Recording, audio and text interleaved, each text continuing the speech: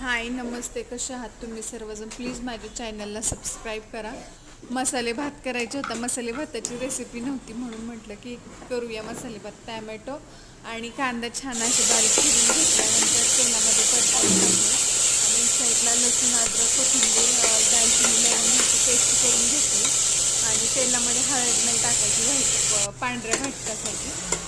आणि छान असं परतून घेऊन त्यामध्ये ना तोंडली आणि बटाटा छान असं टाकून मिक्स करून 5 मिनिटं छान असं परतून घेतला.